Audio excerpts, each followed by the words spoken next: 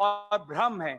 भय income tax, ED और CBI के साथ, लेकिन देशवासियों ने इस बार कह दिया है कि हम इनकम टैक्स, ईडी और सीबीआई से डरते नहीं हैं।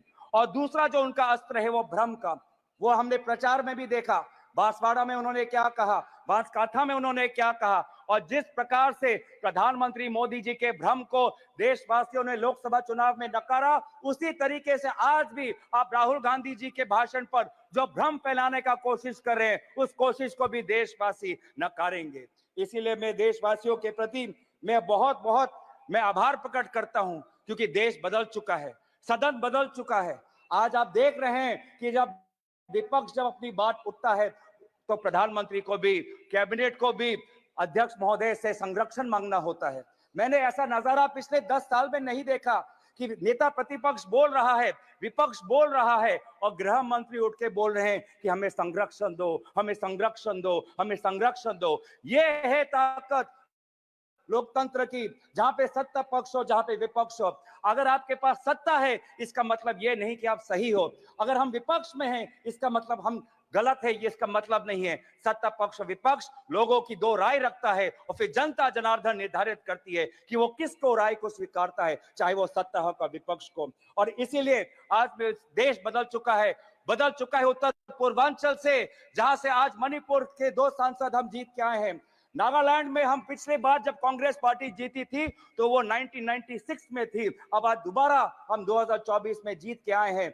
मेघालय में इनके जो टूरा लोकसभा सीट हम जीत के आए हैं, वो पिछला सीट हम 1996-98 में हम जीते थे, आज दोबारा वो टूरा लोकसभा सीट हम जीत के आए हैं। आज एनडीए को उत्तर पूर्वांचल के लोगों ने नकारा है। मणिपुर में दोनों सीट हारे हैं, नागालैंड में 1 सीट हारे हैं, मेघालय में ये दोनों सीट हारे हैं। मैं धन्यवाद करना चाहता हूं आपके द्वारा जोरहाट के लोगों को, जिन्होंने एक मुख्यमंत्री को हराया, और मैं धन्यवाद करना चाहता हूं धुबरी के लोगों को, जिन्होंने एक सांप्रदायिक शक्ति को 10 लाख वोटों से हराकर एक संदेश दिया है कि चाहे वो अल्पसंख्यक हो, लेकिन कोई भी व्यक्ति अपने आप को धार्मिक गुरु भी कहता हो, लेकिन धर्म के नाम पर अगर समाज को बांटता है तो प्रजा उसके साथ नहीं होगी। तो मैं धन्यवाद करना चाहूंगा।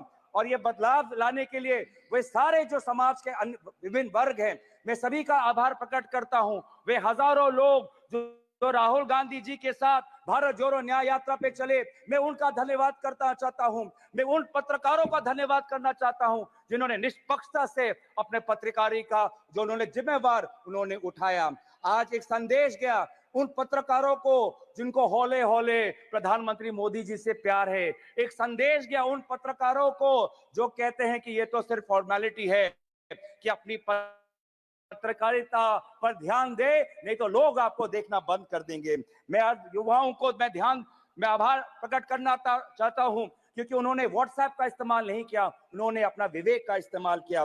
मैं उन सनातन धर्मों को मानने वाले लोगों का मैं आभार प्रकट करता हूं, जिन्होंने आज नफरत और हिंसा पर नहीं, लेकिन धर्म जो हमें सिखाता है इंसानियत, चाहे हिंदू हो, चाहे मुस्लिम हो, चाहे ईसाई हो, चाहे सिख हो, हर धर्म हमें सिखाता है कि हम एक अच्छा इंसान बने, इंसानियत के आदर्शों को हमें सिखाता है, समाज एक आदर्श बने वो हमें सिखाता है। मैं गुजारिश करना चाहता हूं आपके द्वारा, मैं अंत में आ रहा हूं सर, लास्ट के मैं 2-3 चीजें बोलना चाहता हूं। मैं आपके द्वारा मैं गुजारिश करना चाहता हूं कि आप बार बार बात करते हैं कि हमने एक नया सदन बनाया, लेकिन क्या ये उचित नहीं होता कि चाहे पुराना सदन हो चाहे नया सदन हो, इन दोनों सदनों के सामने डॉक्टर भीमराव अंबेडकर की मूर्ति हमारे सदन के सामने होनी चाहिए थी? क्या ये उचित नहीं था?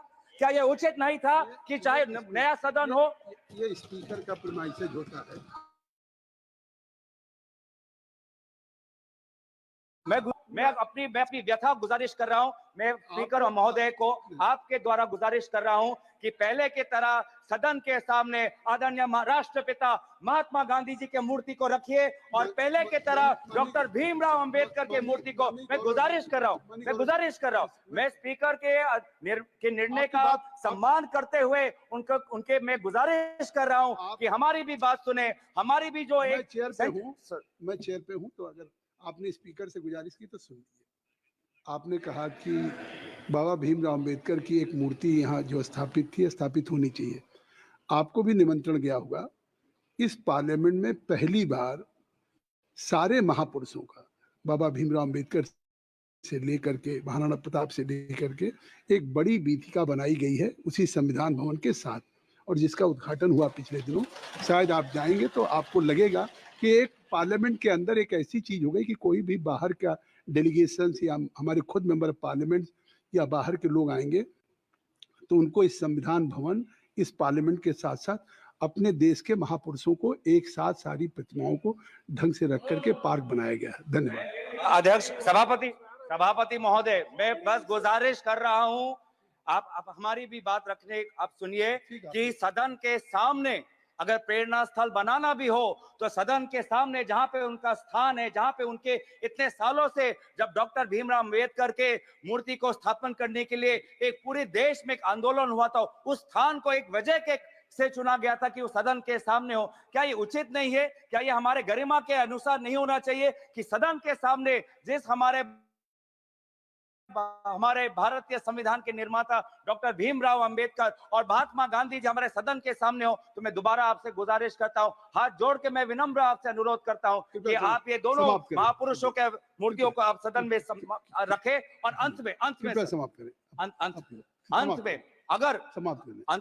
बस आ रहा हूं, अंत में जो हमने एक मांग रखी कि नीट को लेके एक चर्चा हो, शिक्षा विभाग को लेके आज एक बहुत एक असमंजस, नेता प्रतिपक्ष नीट पर लेके एक चर्चा हो, उस चर्चे पे एक आप अमल करें। और बस आखिरी मांग कि आज जो आदरणीय शिक्षा मंत्री है, उन्होंने अपनी जिम्मेवारी 2021 में ली, 2021 में अपनी जिम्मेवारी लेने के पश्चात आज इतने सारे पेपर लीक हुए, उनको शिक्षा मंत्री एक और दिन होने का। श्री इंदिरा, आपने चर्चा की मांग की, बस श्री इंदिरा हंग सुब्बा जी, श्री इंदिरा हंग।